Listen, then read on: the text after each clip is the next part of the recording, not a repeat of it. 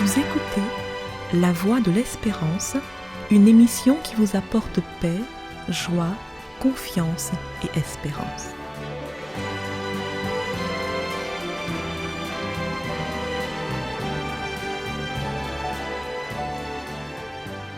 Chers auditeurs, bonjour. Merci d'être à l'écoute pour partager ce nouveau numéro de votre émission La Voix de l'Espérance. Aujourd'hui, La Voix de l'Espérance nous appelle à ne pas nous isoler. Il nous faut reconnaître que tous les êtres vivants sont impliqués dans des relations d'interdépendance et d'entraide. Les êtres humains que nous sommes ne vivent que parce qu'ils appartiennent à un immense réseau de relations. Et ce réseau ne se limite pas seulement à l'espèce humaine, il englobe aussi les autres éléments de la nature. Pour assurer sa survie physique, l'homme doit au moins respirer. Il ne suffit pas de respirer, mais faut-il encore inhaler le bon fluide gazeux. C'est pour cela que notre atmosphère est composée de 21% d'oxygène. Est-ce l'homme qui produit l'oxygène dont il a besoin tout seul? Non, absolument pas. D'après les spécialistes en la matière, les océans sont les premiers responsables du renouvellement de l'oxygène de l'atmosphère. C'est l'océan le premier producteur de dioxygène et aussi le plus grand recycleur de gaz carbonique. Nous avons besoin de l'océan et des forêts pour produire de l'oxygène, ce qui montre que l'homme ne peut pas se suffire à lui-même pour exister. Nous avons aussi besoin des légumes, des fruits, pour obtenir de l'énergie.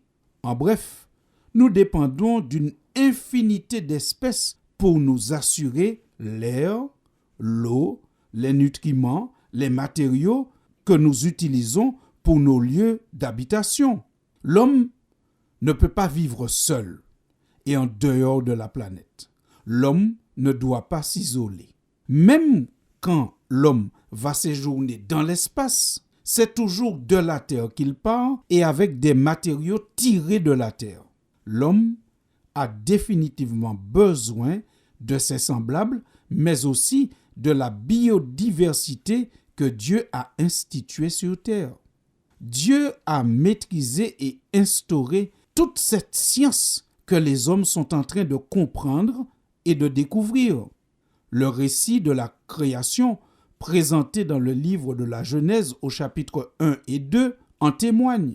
L'homme a été créé seulement le 6e jour après qu'un environnement bienfaisant pour lui a été préalablement préparé durant les 5 premiers jours de la semaine de création. Pour exister, l'être humain a aussi besoin d'avoir un vis-à-vis. L'homme ne peut pas s'isoler. L'homme ne doit pas s'isoler. Il n'est pas bon que l'homme soit seul. Cette phrase, principe, est valable aussi pour l'instauration et le développement d'une vie spirituelle. Il n'est pas bon que l'homme soit seul. Dieu, qui respecte l'individualité de chacun, donne la possibilité de prier seul. Oui, nous pouvons prier seul. Par exemple, dans Matthieu chapitre 6, c'est Jésus même qui dit « Quand tu pries, entre dans ta chambre, ferme ta porte et prie ton Père qui est là, dans le lieu secret, et ton Père qui voit dans le secret te le rendra. » Ici, on sent bien que Jésus nous invite à avoir une vie de prière intime, une vie de prière seule. Mais ce n'est pas pour autant qu'il faut s'isoler spirituellement. Puisque lorsque nous allons un peu plus loin, dans l'évangile de Marc, au chapitre 6, nous voyons que Jésus lui-même priait seul parfois.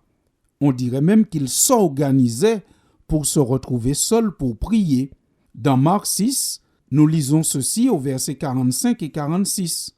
Aussitôt après, donc Jésus avait une activité avec les disciples et une grande foule. Aussitôt après, il obligea ses disciples à monter dans la barque et à passer avant lui de l'autre côté, vers Bethsaïda, pendant que lui-même renverrait la foule. Quand il l'eut renvoyé, il s'en alla sur la montagne pour prier.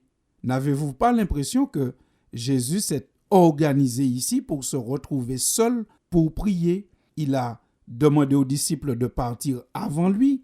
Ensuite, il s'est chargé de renvoyer la foule. Et troisièmement, il alla sur la montagne pour prier. Il s'est organisé pour être tout seul pour prier. Mais notez que si Jésus priait seul, il aimait aussi la compagnie de ses disciples, des apôtres, pour prier. Nous lisons cela dans l'évangile de Luc au chapitre 9, au verset 28. La Bible dit, environ 8 jours après qu'il eut dit ces choses, Jésus prit avec lui Pierre, Jean et Jacques, et il monta sur la montagne pour prier. Vous sentez l'équilibre dans la vie spirituelle de Jésus? Il s'organisait pour avoir des moments de prière seul. Il priait tout seul, mais il priait aussi en compagnie de ses disciples. Il nous invite à prier tout seul, en introduction du Notre Père, mais il nous invite aussi à partager notre vie de prière avec d'autres. Prenez l'exemple de l'apôtre Pierre. Dans le livre des Actes au chapitre 12, il nous est dit que Pierre a eu besoin de la prière des autres. Acte 12 au verset 5, Pierre donc était gardé dans la prison et l'Église ne cessait d'adresser pour lui des prières à Dieu. Chers amis, il ne faut pas que l'homme s'isole. C'est rassurant de savoir que quelqu'un prie pour soi. Prier pour quelqu'un d'autre que soi-même nous protège de l'égocentrisme. Quand on prie pour quelqu'un d'autre, c'est l'expression de notre amour pour lui. Mais accepter aussi qu'on prie pour nous est un signe d'humilité. Accepter la prière des autres nous fait sentir que nous ne sommes pas autosuffisants, que nous ne pouvons pas nous isoler et que nous avons besoin des autres. On peut donc conclure en disant « Prier les uns pour les autres renforce les liens de fraternité ». Chers amis auditeurs, il n'est pas bon que l'homme s'isole, il n'est pas bon de s'isoler.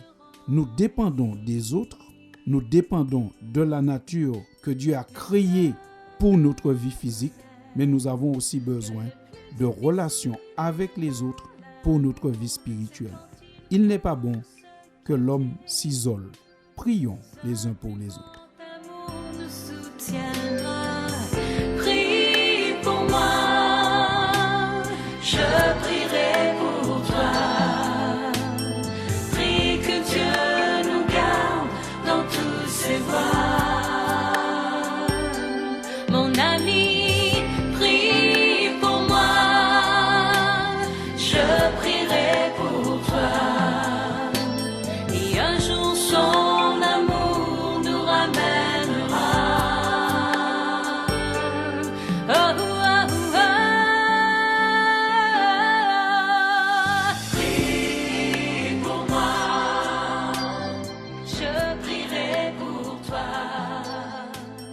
Prie que Dieu nous garde dans tout. C'était La Voix de l'Espérance, une émission préparée par l'Église adventiste du 7e jour. Si vous désirez avoir une copie de la causerie d'aujourd'hui, demandez-la. Elle vous sera donnée gracieusement. Écrivez à La Voix de l'Espérance, boîte postale 169 97 324, Cayenne, CEDEX, ou téléphonez au 0594 25 64 26. Merci chers auditeurs et à bientôt.